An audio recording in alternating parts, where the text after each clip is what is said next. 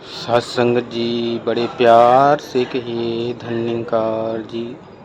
सतगुरु माता सुदीक्षा शबिंदर हरदेव जी महाराज की जय। निरंकारी राजमाता गुरु बचन अवतार की जय। साध संगत जी, भगवान को भोग कैसे लगाएं? साध संगत जी, सांसारिक दृष्टि से बहुत प्रकार से भगवान को कई प्रकार के व्यंजन भोग लगाया जाता है। साध संगत जी, कुछ आचमन करके पहले आरती पूजा स्वागत किया जाता है परमात्मा का, घंटा घड़ी बजा के जो भी होता है। फिर गंगा जल चरणामृत से आचमन किया जाता है। फिर जो भी यथाशक्ति अपने पास सामग्रियां होती हैं प्रभु के चरणों में समर्पित करके क्षमा याचना मांगा जाता है। और फिर से गीत भजन गा के वो घंटी घड़ा बजाया जाता है। फिर साध संगत जी हाथ धुलाया जाता है। फिर उनको हवा किया जाता है। फिर क्षमा प्रार्थी के रूप में क्षमा मांगा जाता है कि हे ईश्वर, हम न ज्ञान है, न बुद्धि है, न विवेक है, जो भी कर रहा हूँ इसे अज्ञानी जानकर सब क्षमा कर देना। ऐसे प्रकार से साध संगत जी बहुत प्रकार से इंसान तरह तरह से भोग लगाते हैं। सबकी अपनी अपनी प्रक्रिया है, सभी को अच्छा लगता है। जिसकी जिस भाव में परमात्मा से प्रीति लगती है वो अच्छा है। साध संगत जी, लगना चाहिए, क्योंकि परमात्मा को किसी न किसी रूप में याद करना ज़रूरी होता है। लेकिन साध संगत जी, परमात्मा को क्यों याद करना होता है, ये बातें अहम है।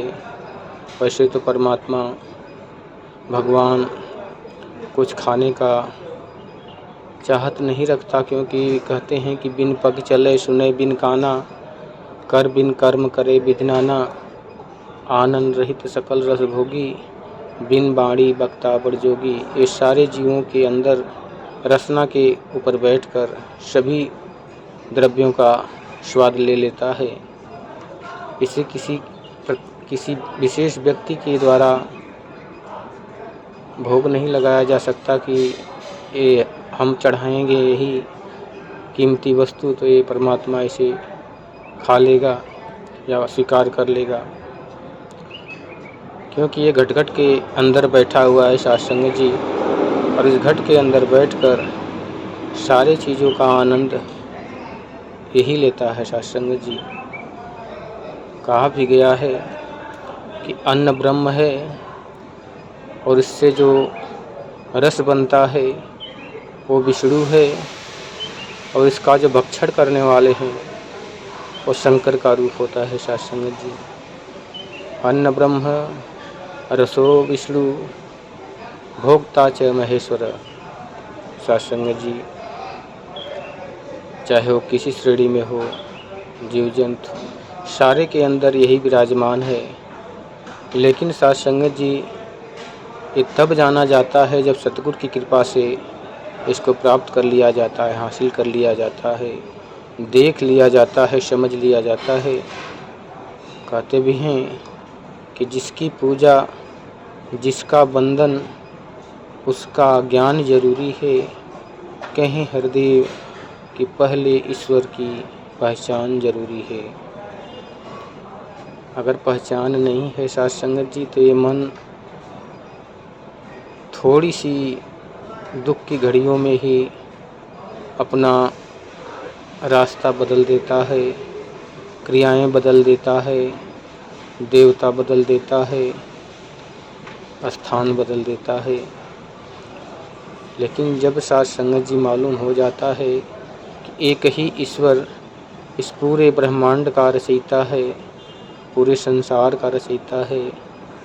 सभी देवी देवता इसी के अधीन हैं, इसी की आज्ञा का पालन करते हैं। सूरज, चाँद, सितारे, धरती, अग्नि, पानी, जल, सभी इसी की आज्ञा में रहते हैं। तो क्यों न इसको इतना सुंदर शरीर पाने के बाद जान लिया जाए। और जानने की जब बात आती है साथ संगत जी, तो पहले से ही प्रचलित है कि परमात्मा को पाया नहीं जा सकता। पाता वही है जो माया से विरक्त हो, घर परिवार से दूर हो, भोजन पानी न खाता हो। ऐसी मान्यता मन के अंदर घर की गई है साथ संगत जी। अज्ञानता कूट कूट कर मन के अंदर इस प्रकार भर दी गई है कि इंसान इसके आगे कदम ही बढ़ाने को राजी नहीं है। साथ संगत जी कहते भी हैं कि परमात्मा को पाने के लिए कई जन्म लेना पड़ेगा। बात कई बार ऐसे सुनने में आती है। तो साथ संगत जी बाबा हरदेव सिंह जी महाराज ने अपने विचार में फरमाया था कि ऐ इंसान, जरा तू ठंडे दिमाग से सोच ले कि ये जो तेरा जीवन मिला है, इसके पहले कितने जन्म हो चुके हैं तेरे, क्या तुम्हें याद है? साथ संगत जी अगर देखें तो जब से ये सृष्टि है तब से ये जीव आत्मा इस 84 लाख योनियों में कितनी भ्रमण कर रही है, कब से इसका जन्मना और मरना हो रहा है। लेकिन आज अहोभाग्य है कि ये साधन मिल गया है जो परमात्मा को, भगवान को, गॉड वाहिगुरु को जान सकता है, समझ सकता है, सतगुरु की कृपा से देख सकता है। लिखा भी है कि बिन देखे ये मन नहीं माने, बिन मन माने प्यार नहीं, प्यार बिना ना भक्ति होवे, बिन भक्ति नैया पार नहीं। गुरु मनावे, गुरु दिखावे, गुरु ही प्यार सिखाता है, बिन गुरु भक्ति मूल न होए, जो करता पछताता है। साथ संगत जी जैसे किसी यात्रा में जब सफ़र करते हैं तो उस ट्रेन के डिब्बे में चढ़ने के समय धक्का मुक्की भीड़ की वजह से होता है।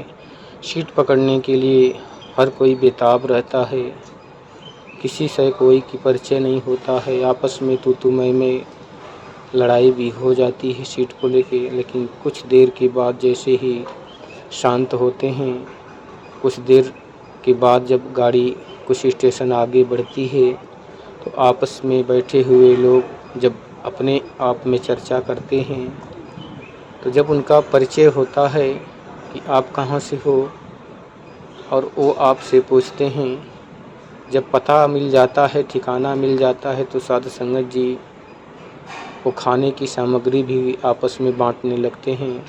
जो एक क्षण के लिए ही आपस में मारा मारी करने के लिए उतावले थे, लेकिन जैसे ही परिचय हुआ आपस में मित्र बन गए और घर परिवार का ठिकाना भी दे दिया। साथ संगत जी ऐसे साथ संगत जी इसी प्रकार इस परमपिता परमात्मा को बिना जाने, बिना समझे, बिना देखे इंसान जब भक्ति करता है, भोग लगाता है, तो उसके मन के अंदर ये दोष पैदा हो जाता है कि मैं जो कर रहा हूँ वो अति उत्तम है, जो सामने वाला कर रहा है वो अच्छा नहीं है। द्वेष, नफ़रत आ जाती है और इसी के कारण ये लड़ाई झगड़े शुरू हो जाते हैं। साथ संगत जी इसीलिए इसको जानने की ज़रूरत है कि जब मालूम हो जाता है कि एक ही परमात्मा सभी के अंदर विराजमान है और ये खाता पीता नहीं है, तो साथ संगत जी उस भोग लगाने की प्रक्रिया भी ज्ञान के बाद समाप्त हो जाती है। फिर तो साकार रूप में ही भोग लगता है कि हर इंसान के अंदर ये प्रभु परमात्मा विराजमान है। वैसे भी लिखा है साथ संगत जी की अपने अपने ढंग से लोग अपने अपने प्रकार के भगवान बना के तरह तरह की पूजा प्रक्रियाओं को इस प्रकार बांट दिया है कि आपस में एकता का संबंध ही टूट जाता है। सत्संग जी,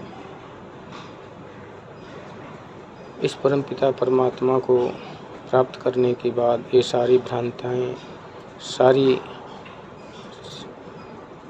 जो भ्रम है, भुलेखे हैं, वो मिट जाते हैं। सत्संग जी, प्यार से कहिए धन्यकार जी।